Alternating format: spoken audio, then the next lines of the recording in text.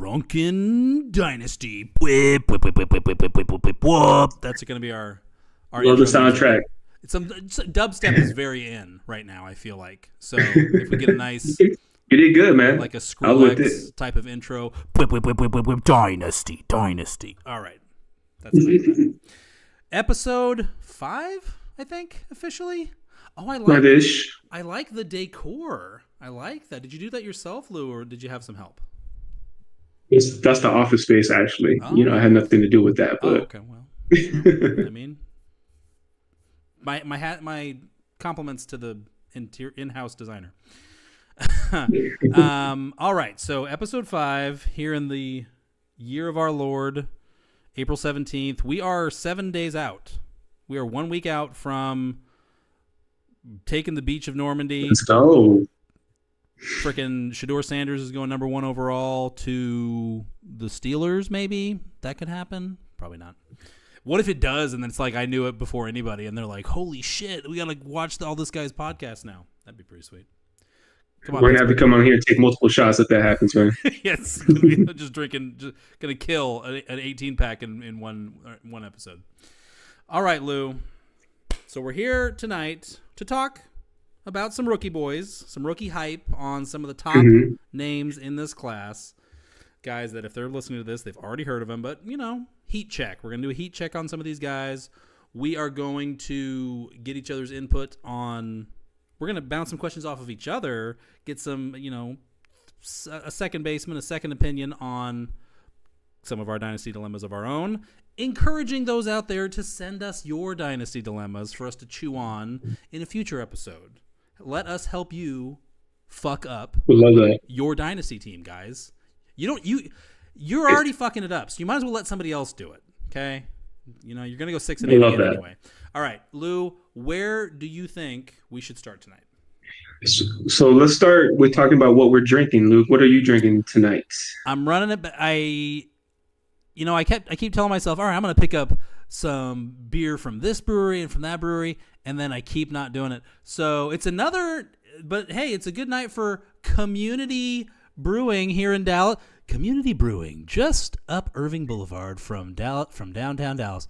Giving them another shout out tonight. Probably, I would say, the flagship beer of this institution is their Mosaic IPA, which is, it's not as crazy as the barley wine you were drinking last week. Holy shit, man! I did not realize. I was not familiar with your game, but it's 8.6. That's not Bud Light, so. Not bad, man. Not bad. And I love how consistent you're staying with the community, man. Once they finally sponsor us, they're gonna appreciate that. I'm gonna tweet them again. I'm gonna keep bothering them until they either sue us or they retweet us.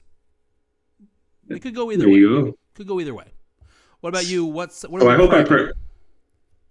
hope I pronounced this brewery correctly, but I believe it's called Omegang Brewery. It's out of Copperstone, New York. So it's 3 philosophers. Can't even say it right. Philosophers. Did I say that right? How many have you had before we even get started? Ooh, it's been a long day. So it's at 9.7% alcohol. So I'm really enjoying. It's a good beer, man. I'm enjoying it. Excellent. And in the spirit of philosophy, let's dive into this, man. So I see what you did there. That was real life philosophy meets dynasty. So you miss 100% of the shots you don't take. That quote is from the amazing best boss ever, Michael Scott. Bingo. Yep. And some hockey guy. I think he goes by the name of Wayne Gretzky, right? I think it's Wayne's World. The goat of hockey. Yeah. Oh, Wayne World. Yeah. So the reason I wanted to discuss that is I want to use it for dynasty players, man. Like, trust your gut. If there's players in the draft that you love, don't be afraid to trade up or move around in the draft to try to acquire your favorite players. If you have a gut feeling about a player that's already been drafted, like one of your favorite players, like I love Nico Collins, go out and get your guys, man. That's a part of the fun of the game we play. What's your input on that, Luke? Trusting your gut, taking the shots. I'll take it a step further. With the caveat, of course, that if you are brand new to Dynasty and somebody who's been playing Dynasty for a long time approaches you with a trade, and your gut is telling you to do that trade, but it was the other guy's idea, maybe don't trust your gut in that scenario. Maybe come talk to us. Jump in the Fantasy Index Discord where we talk shop 24/7, 366 about precisely this stuff. But short of that, yes, I agree. Like, if your gut is telling you to do it, there's a good chance you're right. You're probably not wrong on purpose. If you are wrong, and you're never going to be right every time. And also, I would just attack onto that. Don't be afraid to overpay, quote unquote, to go get your guy if that's what it takes to prime loose. If you are, but try to make it commensurate with how sure you are. Like, if a couple years ago, I had a good feeling about Rashee Rice. Wasn't sure, but I had a good, solid feeling 100%. About Rashee Rice. And I wanted to try and pull him for something like a third round rookie pick and a third and a fourth. I had to come up to like a second and a fourth to go get him, but I was fine with that even at the time. This is before anyone even really knew anything about Rashee Rice, and that wound up bearing out. The trades that I regret the most currently overwhelmingly are the trades that I didn't swing on and that I could have. That they were sitting right there. They were in my inbox. I didn't click accept. Those are the ones that haunt me by far the most currently. Now, is that going to be the case for everybody? No. But yeah, you got to go with your gut for sure. For sure. And sometimes you'll take a big swing and miss, but that's okay. I mean, not every player is going to hit, but have fun. I mean, guys, off the top of my head, this was before I started playing Dynasty, but I had a good feeling about George Kittle in my home redraft leagues. I was the only one that was high on him. Drafting George Kittle, man, that guy did a lot for me in my redraft leagues. Exactly. I had a big feeling about Brian Thomas Jr. Last year. Man, I love that I have some Brian Thomas Jr. in my lineups, man. So, yeah, get the guys you like. Yeah. You ready to get into the next segment after this? Let's do it. Let's do it. So, let's talk about some of the guys entering the rookie draft, man. Let's see. So, question for you. Ashton Jeanty. Is he the next Dynasty RB1, or are we overhyping him? So this is kind of a loaded question to be asking right now, because we with Jeanty, like with any running back, we do have to remind ourselves, on the whole, on average, a running back is more beholden, is more susceptible to the quality of the team, the quality of the offense that he is on at any given time. Like, perfect example, Saquon Barkley, really almost his entire run in New York except for his rookie season. We all kind of sort of secretly knew that Saquon Barkley was the man. But the Giants were that bad and could not find their ass with a flashlight and a map for so long that it made us start to forget. It made us start to think like, oh, Saquon's just, he tore the ACL. He's been banged up. He's lost a step. And then he goes to Philadelphia and he goes, obviously there's no bigger swing that you can have in one season than going from the 2023 Giants to the 24 Eagles. I mean, that's ridiculous. But so I say all that to say the immediate term, the next 2-year trajectory for Ashton Jeanty is not known yet. It can't be known by anybody until we know where he lands, because running backs are just susceptible to that. I mean, it's nobody can outrun their offensive line, their scheme, how much motion that team uses, and how much the quarterback likes to target the running back out of the backfield, all that stuff. So if you have like our buddy Ben in a league, he's got the number 1 pick, but he has nothing else. He's got a lot of needs. Now is maybe the best time you could possibly pick to sell Jeanty for a haul, because looking at the board, like, there are some spots where he can land where it could be nice, and then he could wind up in New Orleans behind Alvin Kamara for a couple years, where Okay, that could work out, or he could be running, at 4.5 yards a clip on the short end of a committee with a running back who dominates all the receiving down work. So, and that's just one example. So now, as for the player himself, if we're talking about does the tape match the hype? I think it does. I think it absolutely does. There are good players, then there are good players, then there are very exciting players, and then there's guys who are potential cyborgs. Like Jeanty is a potential cyborg, like Saquon, a guy who just relentlessly every single play gets the most yards you can possibly get out of that play, and also hits a lot of home runs. Like he can be a Nick Chubb, Saquon Barkley type of one of one or one of two or three in the league type of player. Yes, he can. The tackle breaking is absurd. The play strength is off the charts. I think we might find that, turns out he's also going to catch 50 balls a year. That would not surprise me at all, just from the caliber of athlete he is. So the player I buy, but we do got to keep in mind, like, this guy could be, I'm going to pull it up real quick. What are the worst possible landing spots that kind of make sense? Obviously, the Bears are. There's not a lot of. Yeah, there's not a lot of. I think people are hyped on him because so far it seems like all the potential landing spots are good. Like if he ends up on the Raiders, I'm good with that. The Bears, I'm good with that. The Broncos, the Cowboys, I'm good with all those scenarios. Again, we don't know what's going to happen on draft day, but it seems like he should land somewhere great. But I hear what you're saying. The Saints would not be very exciting for me. The Patriots could take him at 4. I don't think it's going to happen, but we're overlooking places because of narratives like, Pats are going McMillan for sure. It makes all the sense in the world. Genty's a better player than McMillan by a mile. Like, what does Mike Vrabel want to do? Does he want to, play defense and run and keep possession? Yeah. And, they're falling out of love with Ramondre Fast. We can't write New England off. Jacksonville's got to do everything, and both Etienne and Bigsby didn't really wow us when last we saw him. You see, I'm on the flip side of that. I think Etienne kind of has a resurgence, but I agree. I mean, you never know. But have a new what I will say, yeah, new front office. New head I will coach. say, sorry, go ahead. my bad. We're speaking at the same time, man. So I agree with you in the sense that when I watch the film on Jeanty, he's one of the players that truly excites me. Even pulling up his stats, man, let me see.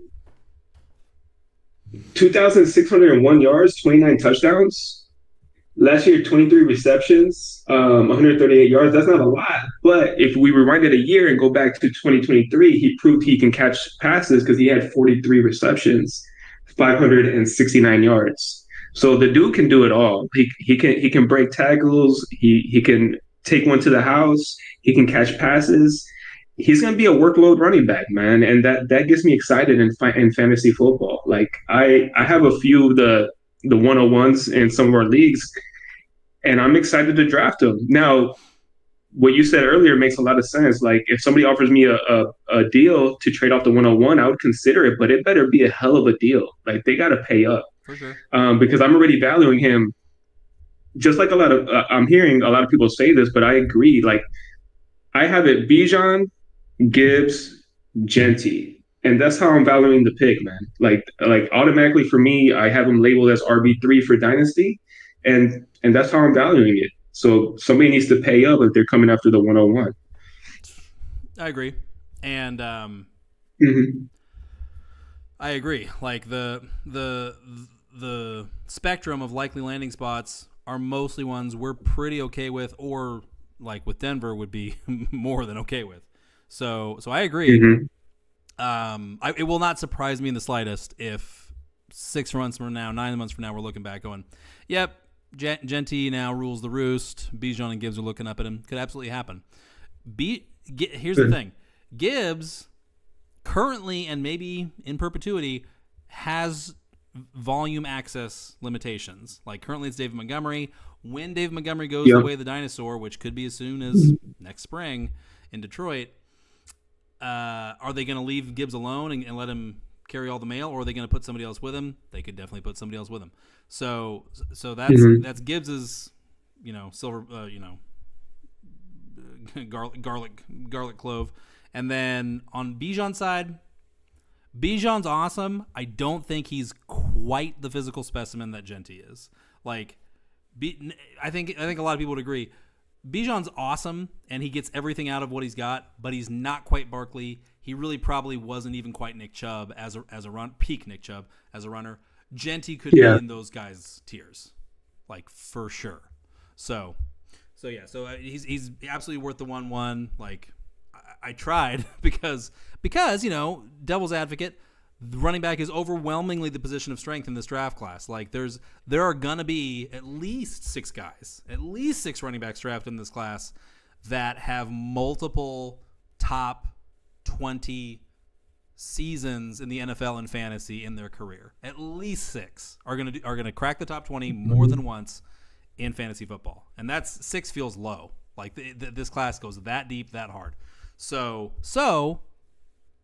if you're sure about McMillan in a class where the receivers after him get iffy in a hurry, is there a value proposition there potentially?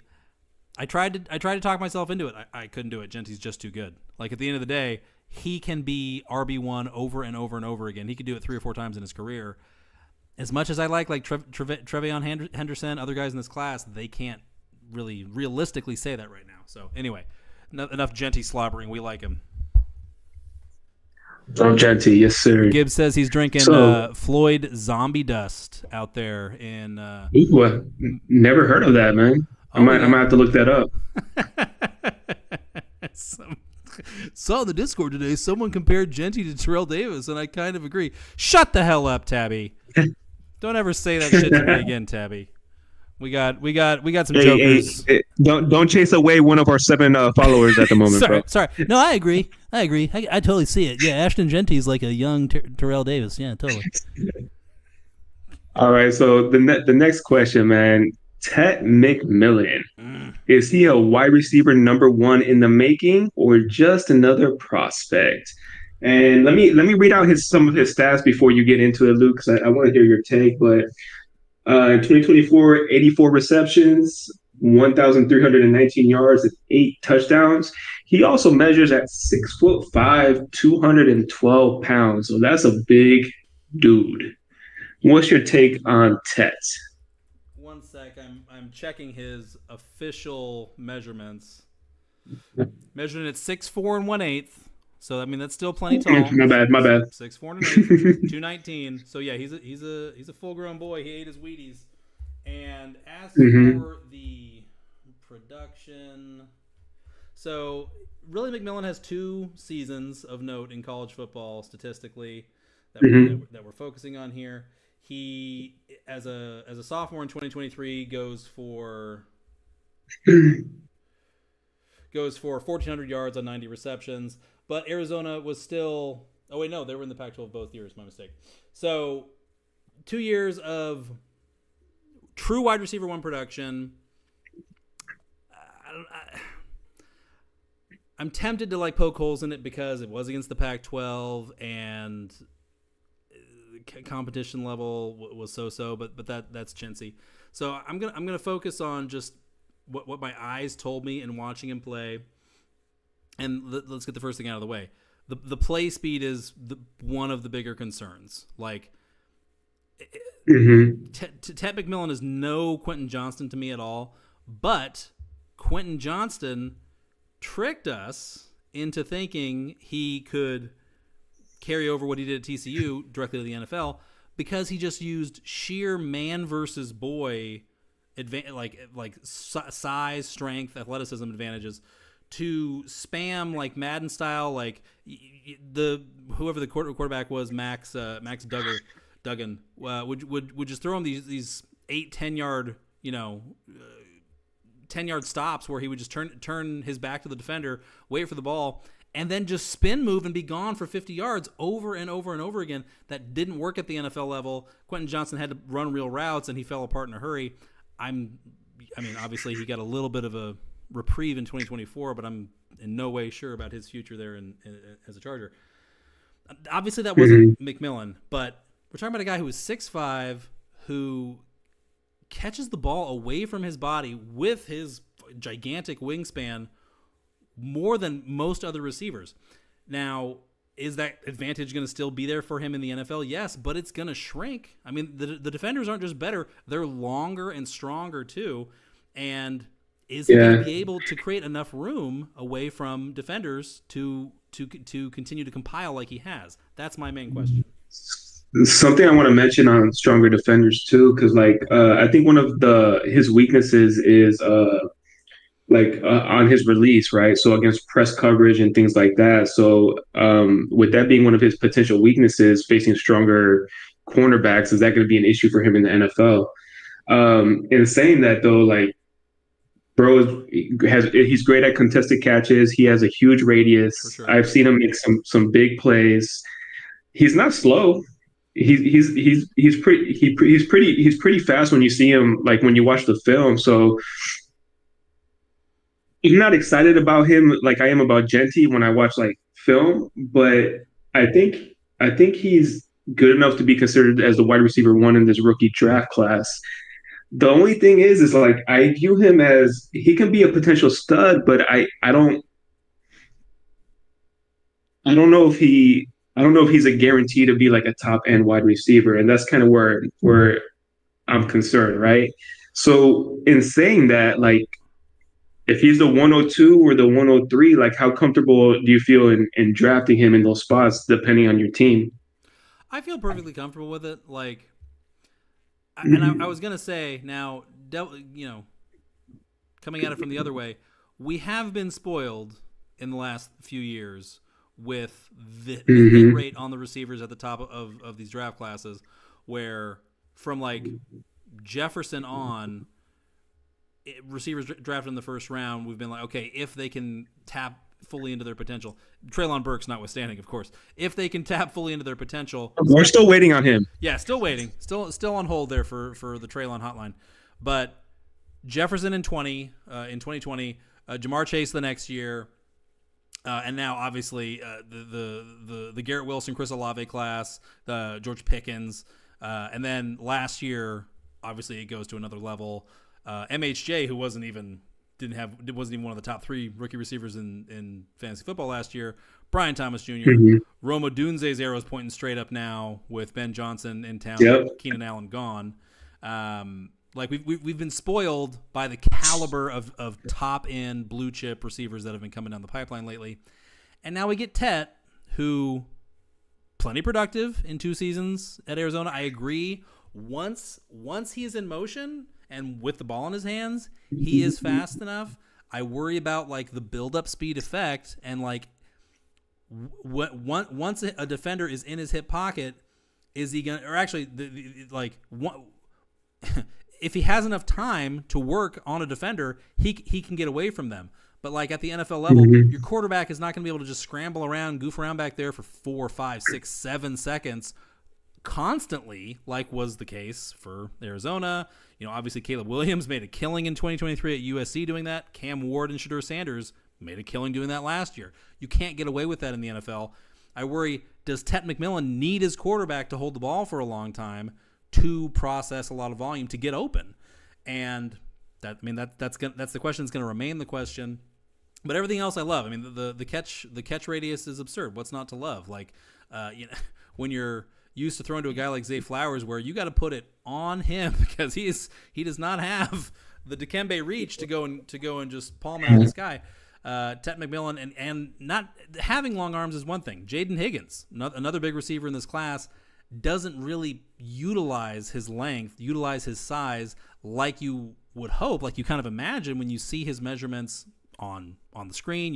I feel like Tet gets more separation than Higgins does. I like Higgins as a prospect, but yeah, I mean, I think their ability to separate is comparable. Tet's, if anything, I feel like he has to again like build up to it and work up to it to get up to cruising speed. But Tet is just so strong, so instinctive at coming back to the ball and driving his hands back to the ball, opposite direction of where you're trying to go, back toward the line of scrimmage, but he's boxing defenders out constantly. I think that translates. Like, I know defenders are going to get bigger and longer. I think that translates. You know, he feels like he plays with real body lean. You know, he's a real receiver. He knows what he's doing. He knows how to get, you know, the most out of his good, maybe even great athleticism, but not elite. He's definitely not elite.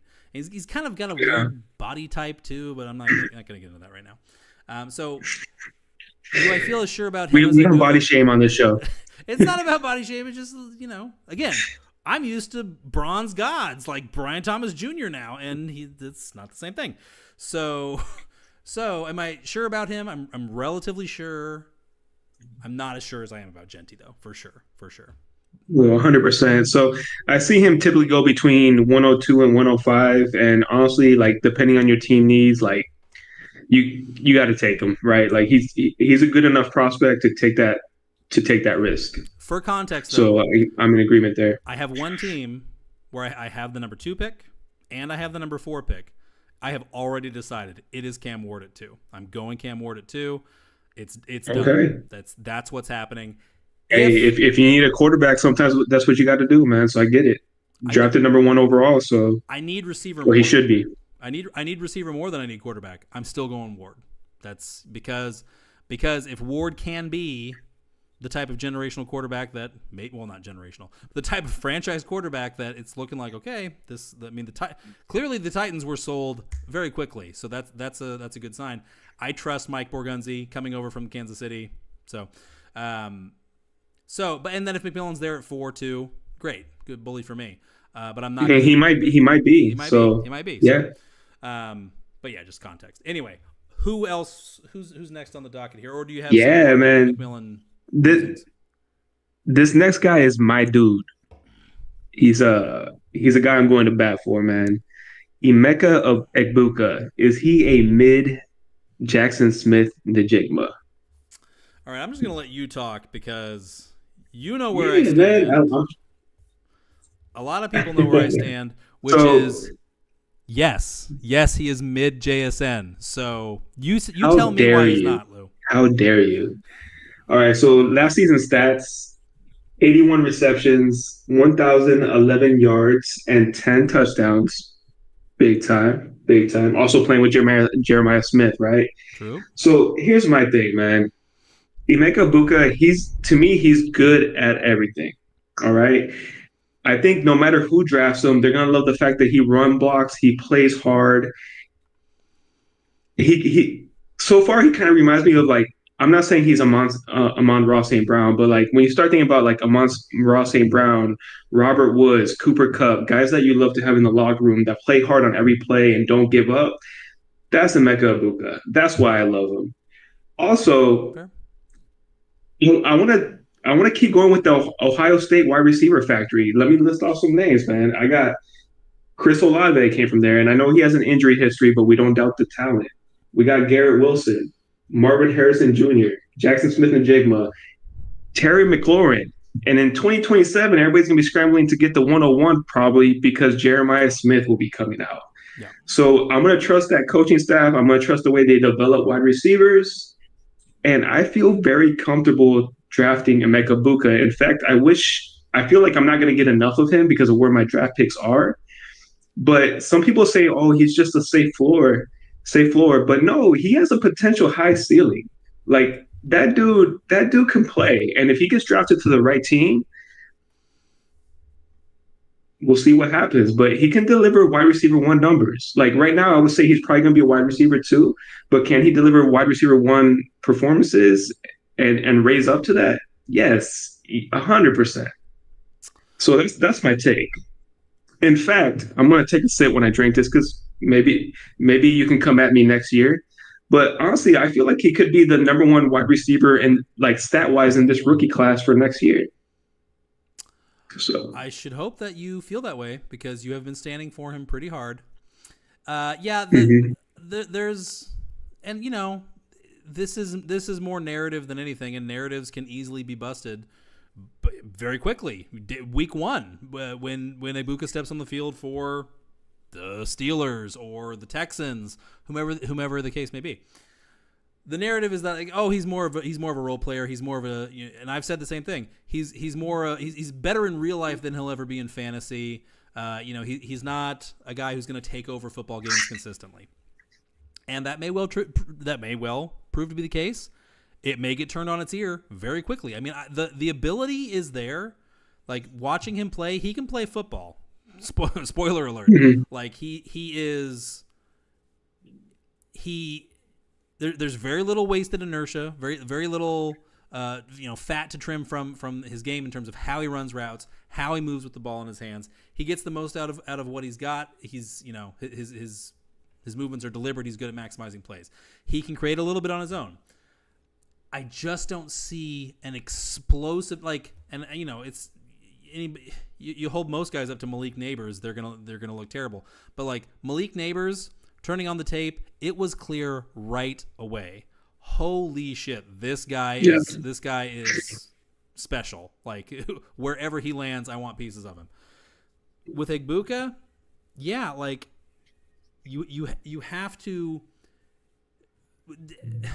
A lot of it's going to come down to where does he land, because Amon-Ra St. Brown, and that's a bad example because when he landed with the Lions, they were terrible. It was Dan Campbell's first year, but would Amon-Ra St. Brown be Amon-Ra St. Brown with any other team in the NFL? With some teams, sure, I buy that, but I certainly think it would have taken longer for him to be discovered and for him to break out like he has. So he's got to go somewhere where there's opportunity, and he still figures to be a top 20 pick in all likelihood. So anybody taking him up there is going to give him opportunities right away.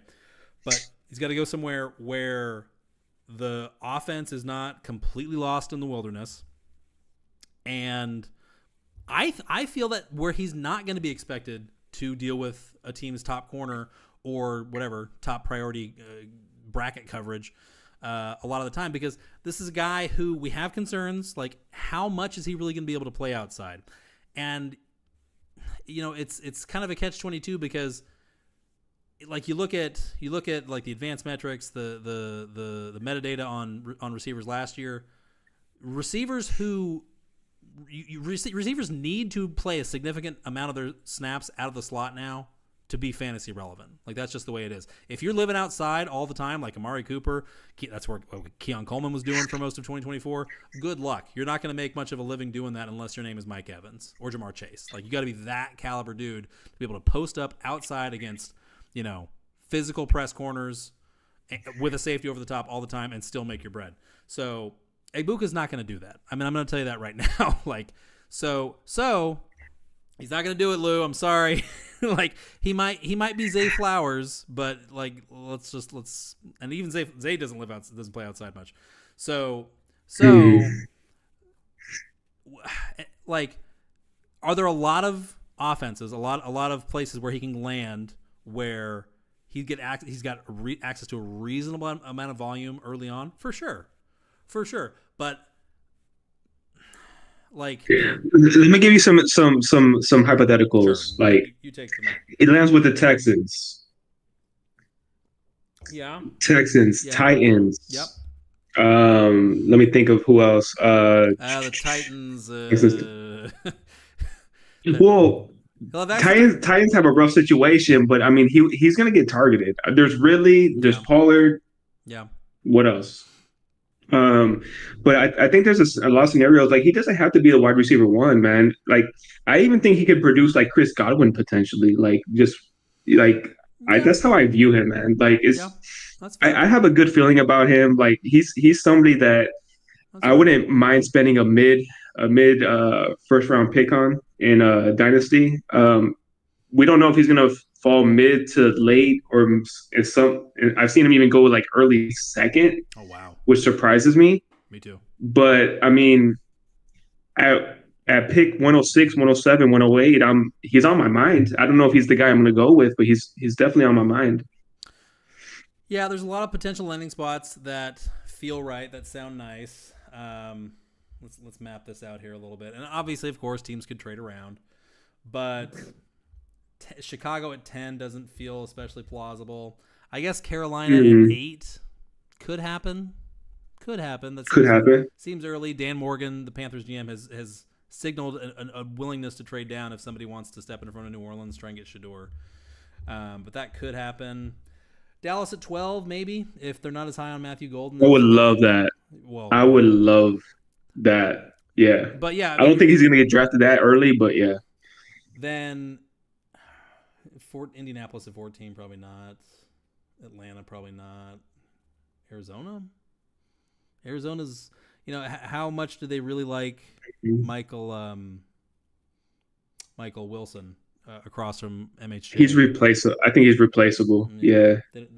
Arizona could be a fit. Maybe Seattle. I mean, Seattle lost DK, but they've got JSN, they've got Cup. The last thing they need is another guy to plug on the side. Yeah. Okay, so yeah, there's a lot of attractive landing spots, but just what it comes down to, and maybe it is, over persecuting him. That could absolutely be.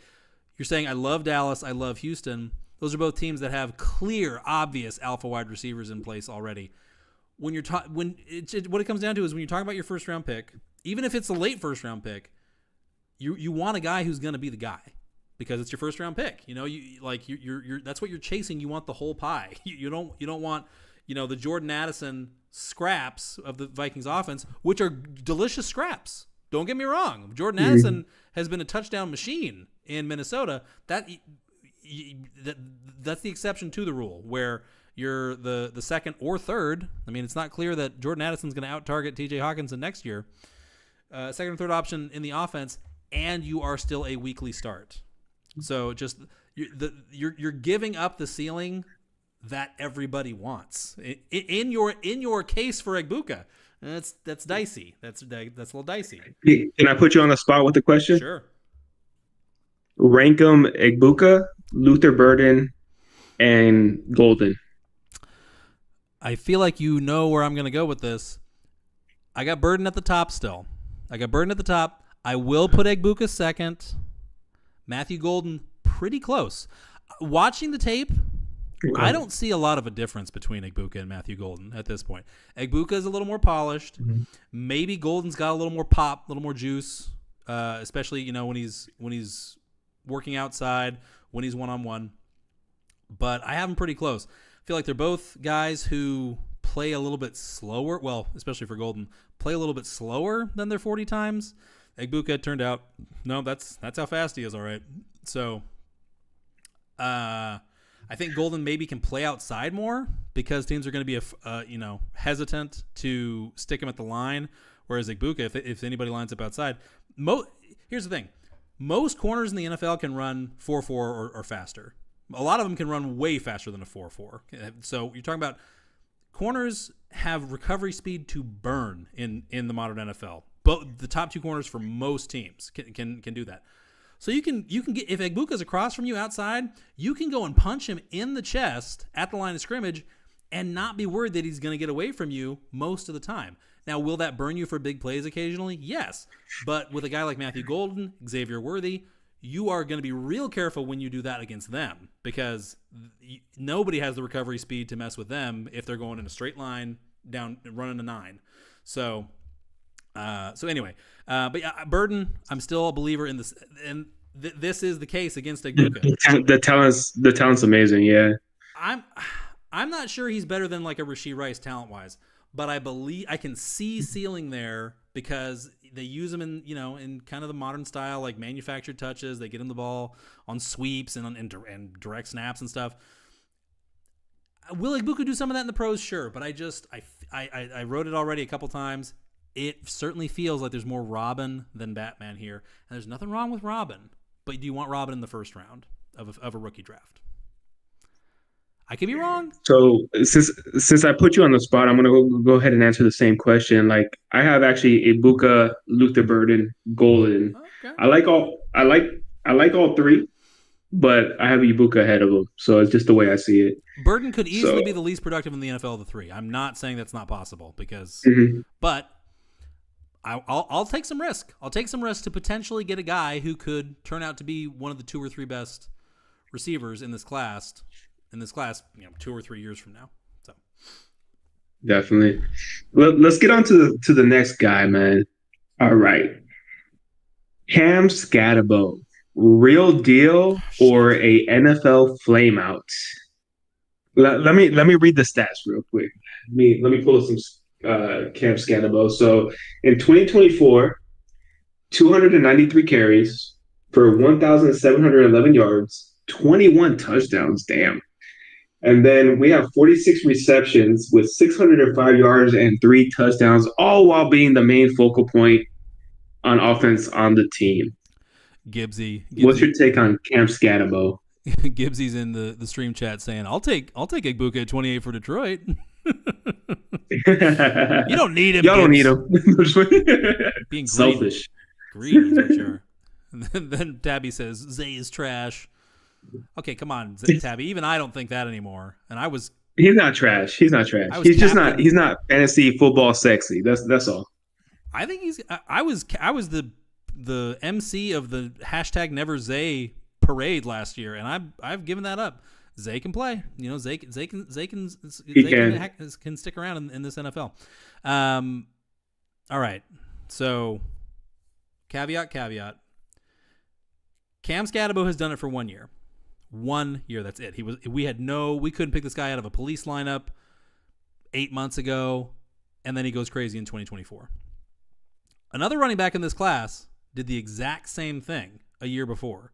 Went nuts in 2023. Hold on. Play a little elevator music for me, Lou, while I quickly pull up the numbers. But there's a running back in this class who in 2023 went for 1,732 yards, 21 touchdowns, another 39 catches for 330 and a score receiving. So that's a total of 2,050 yards and 22 touchdowns, 6.1 yards a pop. This is for a Big 12 program. Care to guess who that running back was, Lou? Ollie Gordon. Ollie Gordon went nuts in 2023. And then He did. and then 2024 is a disaster for him as an individual player, for the program. Everything goes off the rails. Another running back in 2022, something similar for Arkansas. Raheem Sanders went nuts in 2022. Then transferred to South Carolina, got hurt, fell off the map. So all that is to say, running backs who've only done it once are risky because they've only done it once. Whereas, Well, let me stop you real quick. I pulled up his stats, man. So in 2022, he actually had 195 carries for 1,372 yards, seven touchdowns. So not too shabby on that, man. In 2022, who's that? Scatabo? Scatterboo. Well, who's he playing for? Because it wasn't Arizona State. Let me see. Where was he at, man? Uh, I apologize. I'm pulling up stats on ESPN. It's not showing me the school. Oh dear, that's all right. But I Yeah. believe it. You know, the guy blows up at directional university, transfers to a big boy school. That's the way it works. So anyway, Mhm. having said that, having given the qualifier of, hey, anything can happen with a guy who does it once. Cam Scattaboo's for real. Yeah, Cam Scattaboo is absolutely for real. I didn't want to believe it at first because, like an idiot, he doesn't have the, score from anywhere on the field, crazy, 800 horsepower Ferrari engine for his legs. But oh my God, like the relentlessness of him, like so many NFL teams already are praying that they can get him in the second round or maybe the third, but he's going to be a priority get for somebody because he's just vicious. Like he's the degree to which he maximizes plays in he's like a rugby player out there just bowling through dudes. I love that. Yeah, I agree. He's fighting like he's. I mean, I can't even use the metaphor because it's inappropriate. So I'm glad you're saying that because, I love the Jeanty tape, but Cam Scatterbo might be my second favorite guy to watch tape on in the 2025 draft. Like, dude's physical. He loves breaking tackles. He fights through defenders. Like, he's just fun to watch, man. And he's a baller. If he gets drafted, we don't know where he's gonna get drafted, but if he's second or third round to a good landing spot, I'm happy to draft him, man. Like Oh yeah. I think, and he could run, he can catch. Guess what? He could throw the ball a little bit too. So I mean, I'm just saying, he might throw in that sneak play right for a touchdown. But he's an exciting player, and when I see a guy like that, when I watch like him play, like I'll take a bet on that, man. Like if he's going anywhere between, and it's all going to depend on landing spot because there's a lot of talent in this dynasty rookie draft. But for right now, before the draft, like anywhere between early first to like 205, like take your shot on him. Why not, right? Like the potential is there to take your shot. So he's a player I enjoy, man. I'm excited about him. So he's not going to go in the first round. We're pretty sure. We're pretty sure. No, he's not going to be a first round. So that means he could go pretty much anywhere that wants him bad enough. Mm-hmm. Let's look at some potential landing spots. Cleveland. Could go to Cleveland. I would love that. I would love that. It's not what I'm mocking, but it could absolutely happen. Could go to the Giants. They lack a hammer to go with Tyler Tracy's Lightning. Could go to the Chiefs. Could you see Cam Scatabo as a Chief? I think I could. Isaiah Pacheco, thanks. It's been fun, but we need a little more. Yeah, sell him. Boom, garbage. Rutgers, get out of here. Pittsburgh, obviously Pittsburgh is going to be one.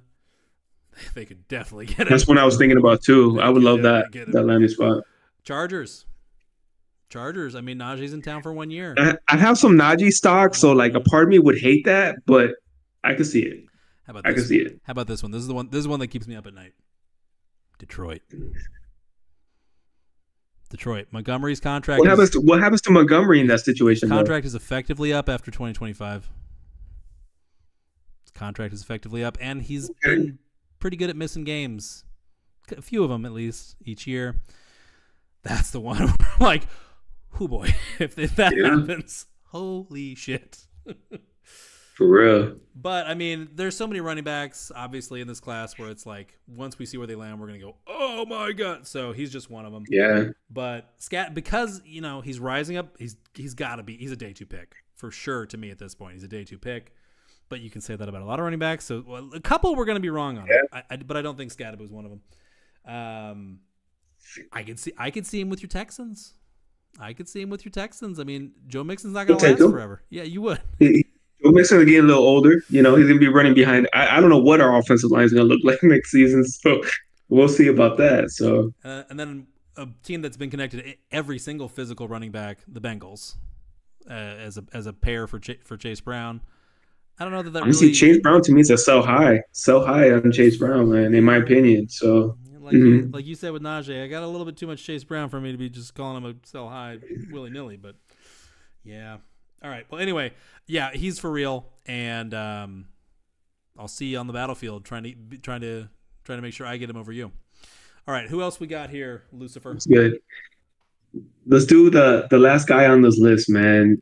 Shedeur Sanders, franchise QB or all hype? And before we talk about him, let's get into the stats, man. So let me pull him up right here. So last year he threw for 4,134 yards, 37 touchdowns, only 10 interceptions, not bad. And he had a 74% completion rating. Yeah. How you feeling? Those are good numbers. So much. I have a tough time accepting Shedeur Sanders on the face value of the numbers he's put up, the football that he's played. Just the nature of his proximity to his dad, you may have heard of him, at all times since freaking middle school.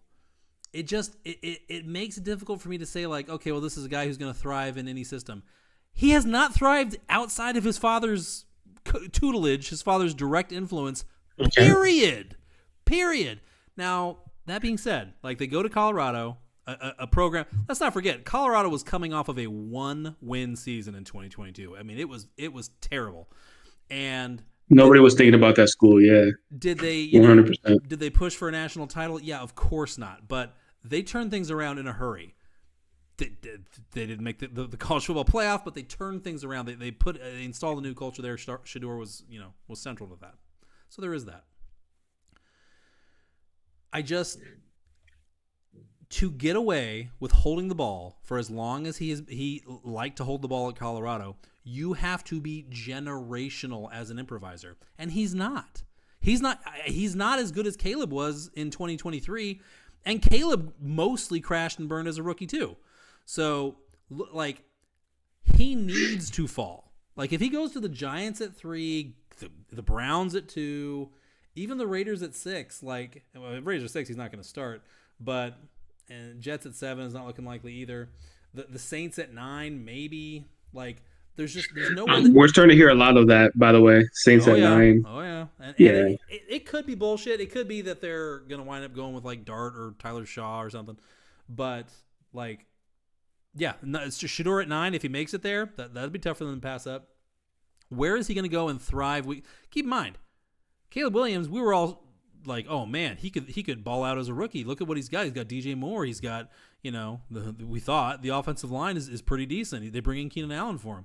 Like, what could go wrong? Everything went fucking wrong because he holds the ball too goddamn long. Shedeur has the same fatal flaw, and he's going to go play for best case scenario the Steelers. Best case scenario for 2024, I think it's somewhere in between. Is he a franchise quarterback or is he a pretender? I'm worried it's closer to the latter though, for sure. Like, yeah. What do you think? Yeah, if I have a dynasty team, I need a quarterback, and I can. Actually, I'm trying to think of how I would think about the draft, like 106, 107, 108. I think I'd be okay with taking him in a dynasty rookie draft. But when I take him, I don't expect him to be a top 10 quarterback. I expect him to just be like a middle of the field guy. So pros on him, man. He has great accuracy. He has great ball placement. The worry about him is if he goes to a bad team and they don't have a good offensive line, how is he going to handle the pressure? Is he going to take too many sacks? Is he going to lose too many yards? But when I watch him play, like, I truly believe he's a good quarterback. Like, I think he can potentially get the job done in the right situation. But what is the right situation? Like, let's say the Steelers drafted him. He might sit a year behind Aaron Rodgers if they pick him up. I'd be okay with that. Like, I think the Steelers are a good enough situation to kind of mold him and develop him. If the Saints drafted him, I feel like I don't know. The Saints are kind of a mess to me right now. So can he thrive there? I'm not sure, man, but he's a quarterback I'd be willing to take a chance on. If he's in mine, and we pretty much talk about Superflex Dynasty, right? If he's my number 2 quarterback, I don't feel great about it. I'm just okay about it. If he's my number 3, I feel much better. Sure. So, I mean, can he finish like as a top, like in the top 15, 16, 17? No. Maybe. Maybe. I don't know. No. But he doesn't offer that rushing upside, although he can move a little bit, if the situation presents itself. He can. But I don't expect him to deliver me like top end QB numbers. Yeah, from a fantasy standpoint, he some quarterbacks, like that's been the knock on Dart, right? Is like he's one read and then that's it. He gets spooked and he takes off on foot. Shedeur's got the opposite problem. He stands tall in the pocket and just takes pressure, takes it on the chin as he's trying to get the ball out too much of the time. He needs to give up on plays and take off and run, kind of like Caleb Williams, but he doesn't do that. So, that's in reality that sets him up to get hit a lot more. And I mean, the last 2 years it should have made it very clear to any quarterback, if you keep doing that, you are going to miss games. Like, we had 15 of the 32 quarterbacks that started in week one for their team in 2024 played more than 16 games that year. Like, guys we're missing time left and right. Same, not as bad, but same thing last year. So, like, that you can't do that in the NFL. Like, the pass rushes are so fast and so physical now. You didn't want to do that 10 years ago either.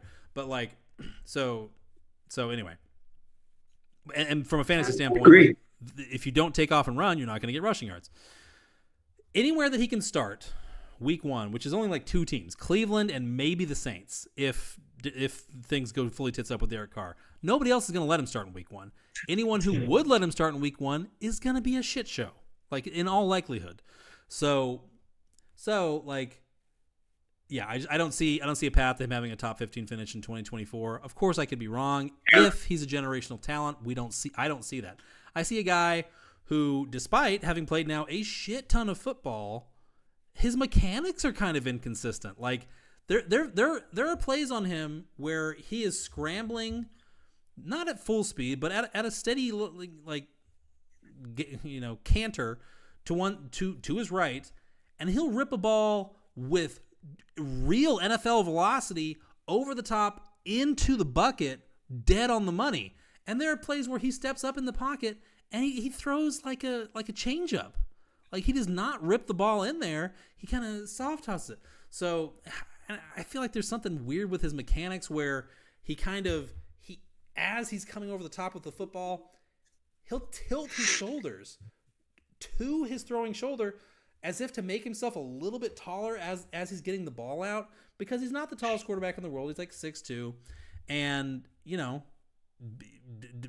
defensive linemen get their hands up as the ball is coming out now more than ever. So I get why you do it, but just something about the mechanics of that are weird to me. Granted, this is a guy who he left college football as the most accurate passer in college football history. So, kind of hard to knock him for his mechanics with completing 73% of your collegiate passes.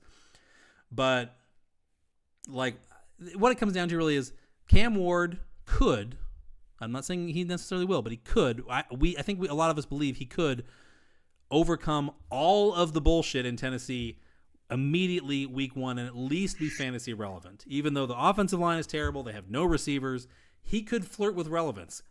Bo Nix did it. Bo Nix did it with relish in 2023. I wasn't expecting that from Bo Nix. No. Like, that was a surprise. No. Mm-hmm. So will he do it? We don't know, but we feel like Cam Ward can do that. I just don't feel like Shedeur can. What would I be basing that on? He's had the road, his dad, make the road rise to meet his feet his entire collegiate and high school career. So it's hard to have faith in that for me. No, I agree. Like, if I needed a quarterback and he falls later into the first round in my rookie draft, I might be okay taking him, but like, I don't expect the world from him, right? Like, I expect him to be a mid-tier QB that I can start in my super flex. So maybe he proves us wrong, but I'm with you. I don't see it at the moment. Are you saying like you feel like his best case scenario is maybe Bryce Young? Is that? I think that's solid. Yeah, I think that's case. A good. Yep. Yeah, best case. That feels so right. And Bryce Young, what he showed last year wasn't terrible. Like, if he continues to do that, I mean, he can move the ball, move the offense. But Bryce Young, at the moment, I don't see him ever finishing top 10. So maybe a couple times. I mean, Geno Smith was the QB5 in 2022, so never say never. Oh shit! So yeah, I got you. but yeah, assuming not every quarterback in the league gets hurt or suffers from a collapse in quality of play, then yeah, it doesn't seem super likely. I'm with that.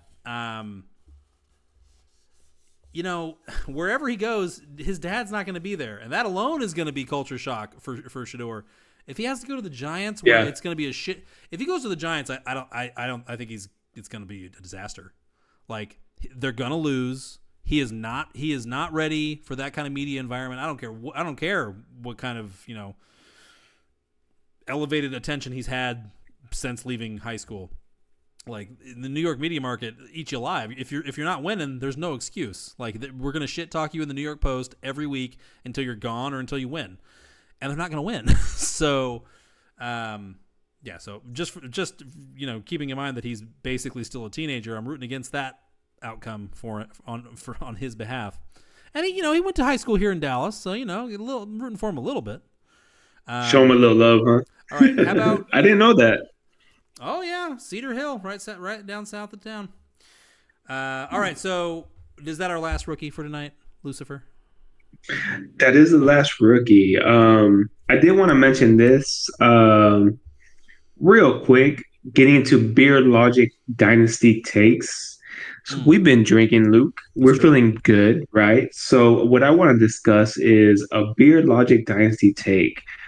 Roster cloggers are like that friend who never pays for drinks at the bar, always around but never helping.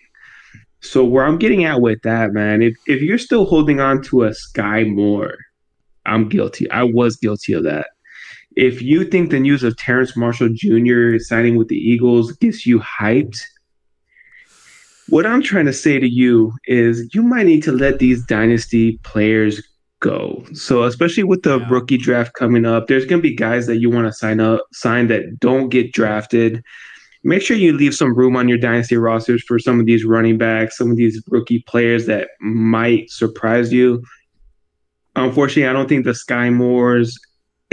I'm not gonna lie, man. When Terrence Marshall Jr. signed with the Eagles, I'm like, oh, do I have space for him? But sometimes you just gotta let go. Sometimes you just gotta let go, man. So get rid of those dynasty cloggers. You're gonna feel better about it. Pick up some guys with potential, guys that don't get drafted, and see what happens. And I mean, Sky Moore and Terrace Marshall Jr. are kind of extreme examples. Although when I saw TMJ signed to the Eagles, I was like, "Uh-oh, oh boy, he could be the number 3." It's like an alcoholic where somebody leaves some beers behind after the party. He's like, "Oh God, no, I don't want to lose it all." But so those are kind of extreme examples. That's deep. That's some deep league shit. We play some deep leagues, but yeah, I mean, you could even make a case for. At this point, I mean, this is maybe a little too much of an overcorrection, but like Austin Eckler, for example, in a shallower league, in a league where you only roster maybe 15, 20 players. Okay, 20 players, maybe you're not dumping Eckler. But Austin Eckler, Brandon Cooks. As you know, I've got a piece of Brandon Cooks in a league or two. Mike Williams.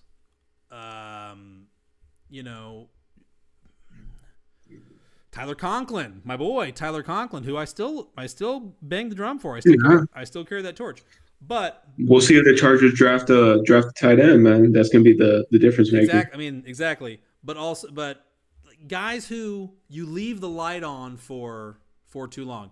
And on the one hand, it's like, well, in Dynasty, however many rookie draft picks you have in that class, you have 3 picks, 4 picks, 5 picks. That's how many roster spots you're going to have to free up to make room for your incoming rookie class, unless you want to just turn around and drop the rookies you just drafted. So that already creates there's no way around it. You can't just hang on to everybody forever. You're either going to keep your rookies or you're going to keep your vets and have no picks. But I definitely have been guilty before of saying, well, I've got this 3rd round pick. I don't really need it. Because I'm going to hang on to Terrace Marshall Jr. for another year and see if things work out for him there in Carolina. After 2 years, if the guy has not done anything at all yet, even if he was drafted in like the 2nd round, like Terrace Marshall Jr. was, like Sky Moore was, 2 years of nothing, you got to move. So much pain. And it does hurt. You got to move on. But they're going to keep hurting you. Breaking up isn't easy, but sometimes it's a must, man. You gotta live your life and move forward. So that 3rd rounder that you're sure is 3rd rounder, it's a lottery pick. It's probably going to be a bust. Yeah, it could be. Who was taken in the 3rd round in rookie drafts last year? Bucky Irving, Jalen McMillan. Real guys that we are really high on going forward. Ben Sinnott is another example where it's like, okay, he hasn't really worked out yet. Potential, like Ertz is staying another year, but we see the potential. Yeah. Is the 3rd round going to be full of Javon Bakers and Malachi Corleys? Yes, absolutely. But God forbid the guy who you gave away your 3rd or your 4th round pick to hits Bucky Irving with it. Luke, I'm still holding on to Javon Baker. I'm sorry. Okay. I can't help it. I said 2 years. It's only been 1 year. He does it again. 2 years, yeah, 2 years. He does it again next year. I'm not going to have to tell you to drop him. You'll already do it. But yeah, like you can't. You have to accept that picks miss. It is part of the game, especially if you're playing in a competitive league where guys know what they're doing.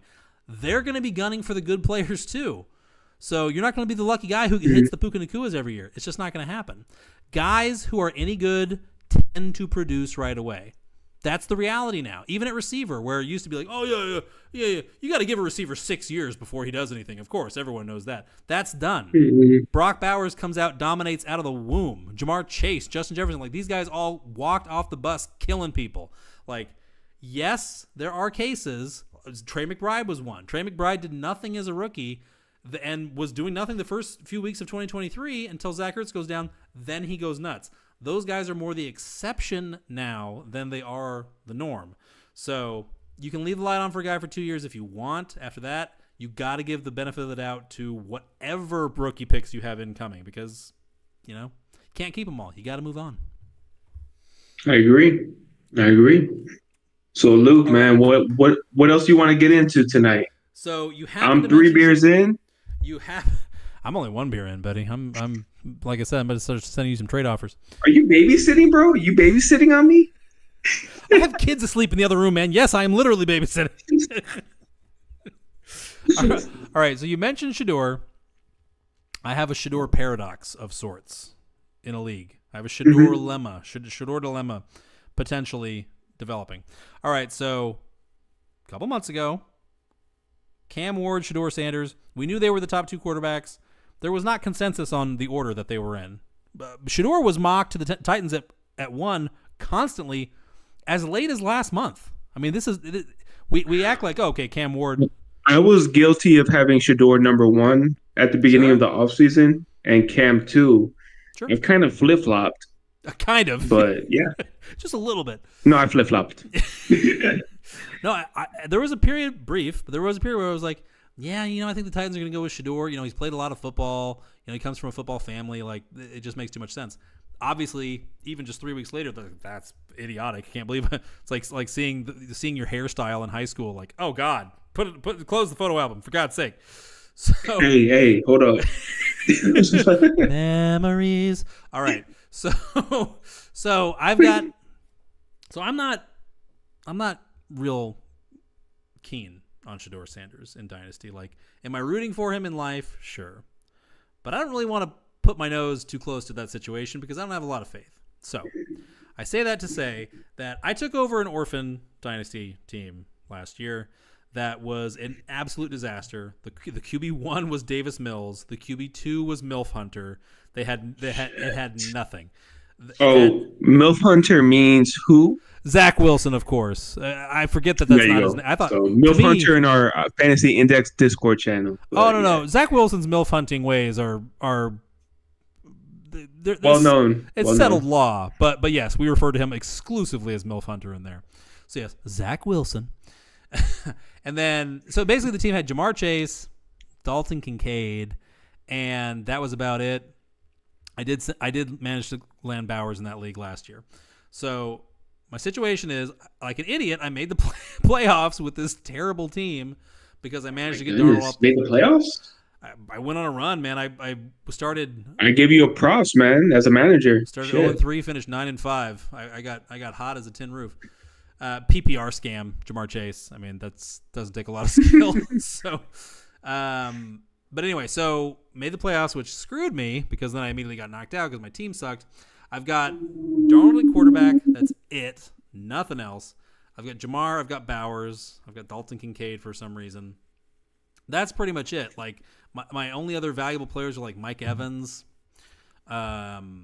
Isaiah Likely, maybe, depending on what happens with Mark Andrews there in Baltimore. I like Likely. Yeah, Likely's hard not to like. I've got Pollard. I've got Austin Eckler. I've got some dead bodies at running back. I don't have a lot. But I don't have a top 5 pick. I've got the 7.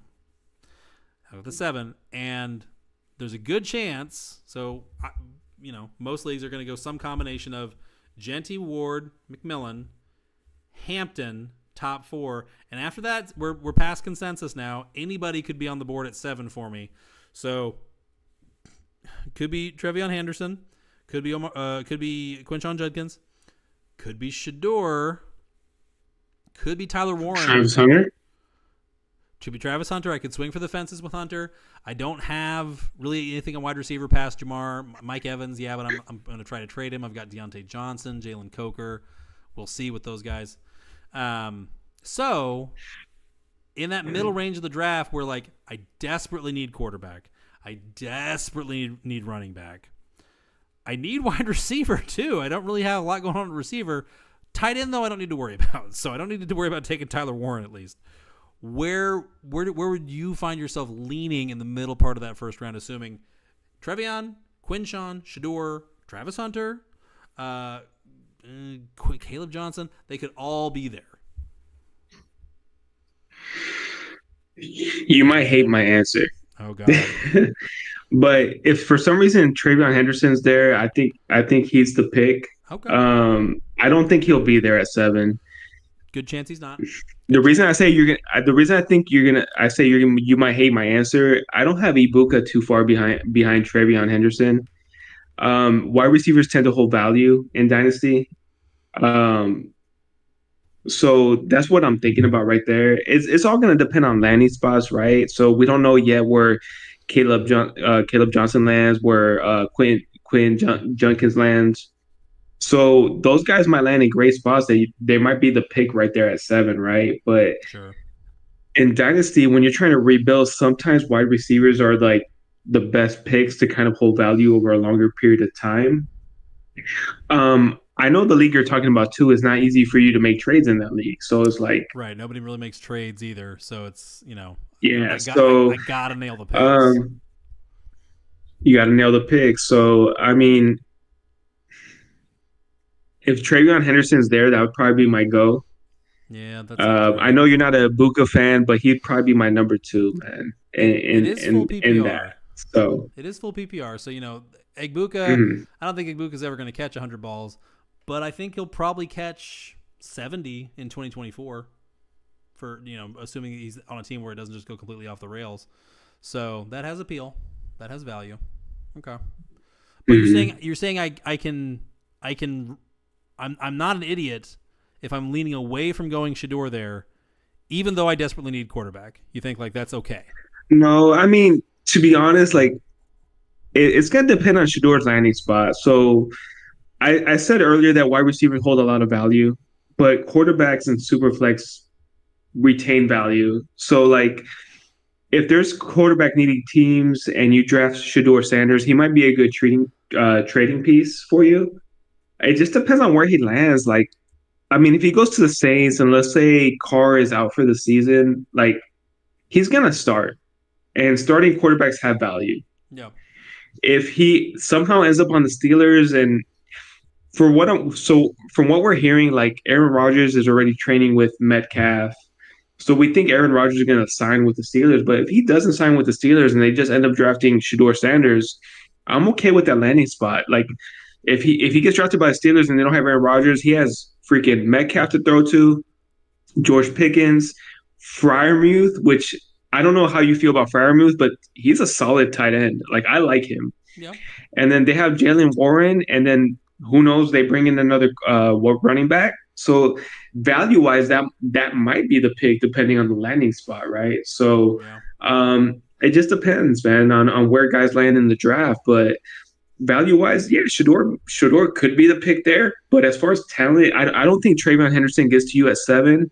I think Egbuka might be there. It just, what do you think about that? Yeah, if Henderson made it there, it'd be very hard to pass on him. Like I agree. Mm-hmm. Like in all likelihood, he's not going to get there, especially in full PPR.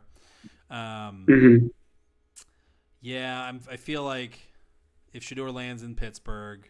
I got to really look at that as much as it kind of makes me queasy. Yeah, so you're kind of. I think he's good enough to get the ball to Metcalf, man, and Pickens. You're basically reiterating to me that like the players that I'm hoping might somehow get there probably won't, and I'm going to have to smell the stinky players that are there. So thanks for taking away what little hope I had. Anyway, what's your dynasty conundrum, Lou?